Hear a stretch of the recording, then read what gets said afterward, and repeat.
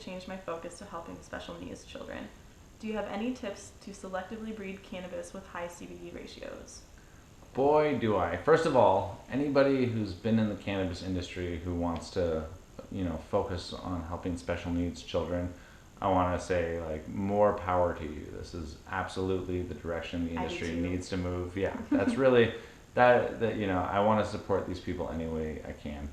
And I actually do have, one particular suggestion that's been able to move my research forward by leaps and bounds, trying to spread the word about it. So, when you're selectively breeding for THC, the traditional way that that's done, and the way that we've managed to produce these plants that have way more THC than anything before it, is you flower them.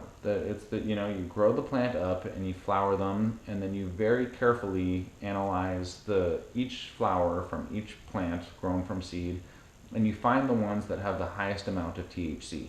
Now that makes sense, but it's a very slow process. It's, if you're an outdoor grower, that means one crop a year. If you're indoors, 3 or 4 maybe, but you're still talking about like relatively small numbers of plants, and it's a very slow, cumbersome process. There's a way to selectively breed for high CBD ratios that completely sidesteps that process and makes it much, much faster, and that is the leaf test. Now, one of the greatest discoveries to happen in recent years is the discovery that when you're pursuing ratio, that's not the same thing as total cannabinoid content. And when you simply test one leaf of a vegetative plant, you don't know how much CBD that plant's going to produce or how much THC that plant's going to produce, but you do know the ratio of THC to CBD, because that stays stable. The ratio of THC to CBD is going to be the same in a vegetative plant as it is in a flowering plant, which means rather than like cracking a seed, growing it up to maturity, and 6 months later finding out the chemistry of it, you can crack 10,000 seeds, grow them up for 3 weeks, and then cut off the end of one of each leaf and test those. Find out what the ratio is. Pick, say, your favorite 6, the ones that most represent what you're targeting, and then grow those to maturity, breed them, and do the next generation. That literally, instead of taking 6 months, it takes like 2 weeks. And so, using that technique, we've managed to produce new varietals way faster than we ever would, and we're really just getting started. And if everyone starts pursuing those methods, we're going to be able to produce medicine better than the world's ever seen before in the next few years. It's a really exciting time to be pursuing this. So keep up the good work. Yeah. My question is, would you be able to apply this to medical hemp?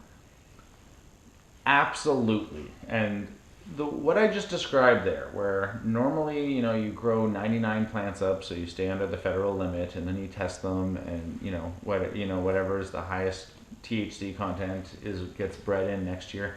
That's worked amazingly, and everyone, our industry gets criticized because the pot keeps getting better and better, and to me that's a fantastic accomplishment. But with CBD, that it's not a question, when you're breeding for CBD, it's not a question of if, it's a question of when. And the more seeds that you crack, the higher the likelihood that one of those plants is going to be a breakthrough genetic that gets celebrated and does great works all over the world. And the more seeds you crack, the higher the likelihood that one of them is going to be a winner.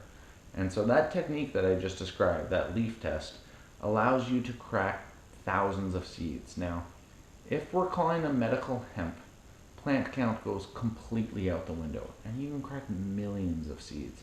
And this is the first year that we're actually going to be able to do that, and plant 1,000 acres and test every plant.